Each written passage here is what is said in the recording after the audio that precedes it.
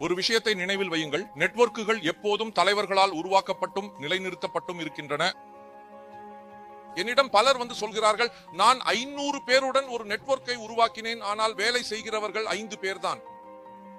அப்பொழுது நான் அவர்களுக்கு இதையே சொல்கிறேன். என் பயிற்சி நிகழ்ச்சியில் ஒரு விஷயம் சொல்லப்படுகிறது. அது என்னவென்றால், நெட்வொர்க்குகள் தலைவர்களால் உருவாக்கப்பட்டும் நிலைநிறுத்தப்பட்டும் இருக்கின்றன. நீங்கள் அதை உருவாக்கி விட்டீர்கள் என்று நான் சொன்னேன், ஆனால் அதை நீண்ட காலம் நிலைநிறுத்த முடியவில்லை. ஏனெனில் எவரையும் நம்முடைய வணிகத்திற்குள் கொண்டு வருவது அது முதல் படி மட்டுமே. உண்மையான வேலை அதுக்கு பிறகுதான் தொடங்குகிறது. அவரை தொடர்ந்து கண்காணிப்பது, தொடர்ந்து வழிகாட்டுவது, அவர் சொல்வதால் எரிச்சல் அடையாமல் இருப்பது, அவருடன் அனுதாபமாக நடந்து கொள்வது, அவருடைய பிரச்சனைகளுக்கு தீர்வு வழங்குவது. அது சில நேரங்களில் மிகவும் எரிச்சலூட்டும் விஷயமாக இருக்கலாம். என்னை நம்புங்கள், 28 ஆண்டுகள்ல எனக்கு அப்படி பலர் இருக்கிறார்கள். அவங்களுடைய எண்ணுகள் எனக்கு தெரியும். அவர்களை உலகம் எல்லாம் பிளாக் செய்து விட்டது. ஆனால் ஏன் போனில இன்னும் அவங்களை பிளாக் செய்யல? ஏனெனில் நீங்கள் அந்த குட்குடே விளம்பரத்தை கேட்டிருப்பீர்கள். வளைந்ததுதான், ஆனாலும் அது உங்களுடைய டவுன்லைன் என்பதையும் மறக்கக்கூடாது. அண்ணா மாதம் 100 பிவி வேலை செய்தாலும் அந்த வேலை முழுவதும் உங்களுடைய டவுன்லைன் மூலம் வந்தது என்பதும் உண்மை. அந்த மாதிரி உங்களுடைய டவுன்லைன் நல்லா வேலை செய்தால் மட்டுமே பணம் கொடுக்கிறான் தானே, அதனால டவுன்லைன் முக்கியம் என்பதையும் நினைவில் வையுங்கள். ஆமா, அதுதான் உங்களுடைய வாடிக்கையாளர். உங்களுடைய ஷோரூம் இருந்தது என்று நினைத்துக் கொள்ளுங்கள். அதுல 15 கோடி ரூபாய் முதலீடு செய்திருக்கிறீர்கள். வாடிக்கையாளர் வந்து எங்கிருந்து எல்லா முட்டாள்களும் வந்து விடுகிறார்கள் என்று கேட்கிறார். எப்படி பொருட்கள் வச்சிருக்கிறீர்கள்? நல்ல பொருட்கள் எதுவும் இல்லை அப்படின்னு சொல்கிறார். ஐயா, இதுதான் நம்ம கிட்ட இருக்கிறதுல சிறந்தது. சரி, இப்படித்தான் இருக்கிறது, பூட்டு இருக்கிறது, போட்டு விடுங்கள்.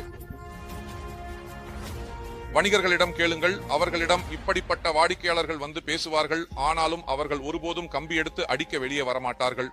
என்னை சுடு, என் கடைக்குள் நுழைந்த ஆபத்தான நபரை முடித்து விடுங்கள். நீங்கள் அறிந்திருப்பீர்கள், அதுதான் ஒரு வணிகரின் மனப்பான்மை. சரி சார், அடுத்த முறை நீங்கள் வரும்போது உங்கள் எண்ணெய் விட்டு செல்லுங்கள் என்று சொல்வார்கள். எங்களிடம் புதிய ஸ்டாக் வர இருக்கிறது, நாங்கள் உங்களை அழைத்து அந்த ஸ்டாக்கை உங்களுக்கு சிறப்பாக காண்பிப்போம். அதுதான் ஒரு வணிக உறவை உருவாக்குவது.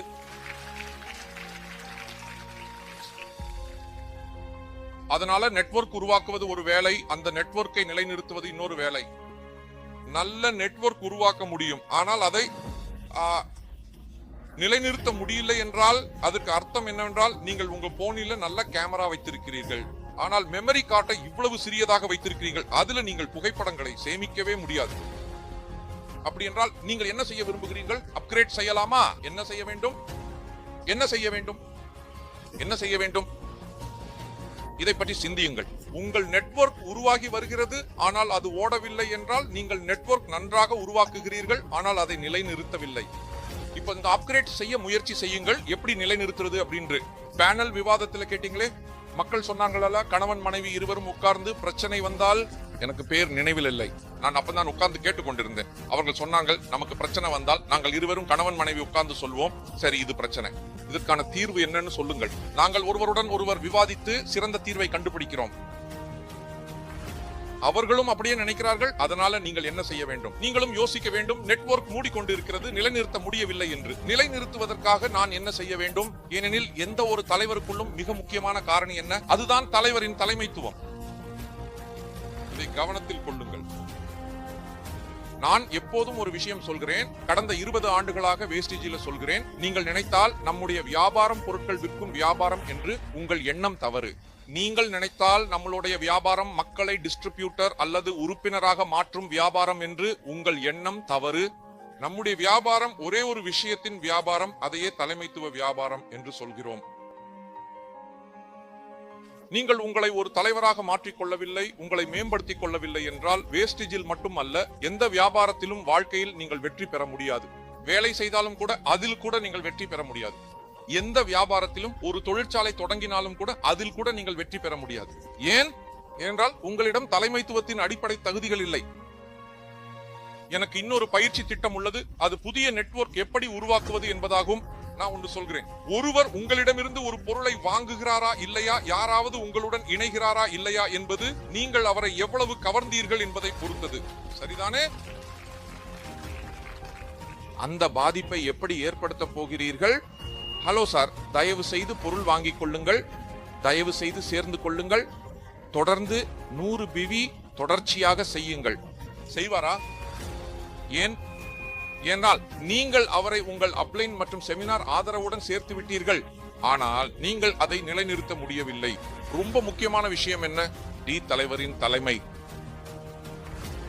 உங்களை ஒரு தலைவராக மாற்றிக் கொள்ளுங்கள். தொடர்ந்து மேம்படுத்திக் கொள்ளுங்கள். நீங்கள் எப்படி உடை அணிகிறீர்கள், எப்படி பேசுகிறீர்கள், நீங்கள் எந்த வார்த்தைகளை பயன்படுத்துகிறீர்கள் என்பதெல்லாம் முக்கியம்.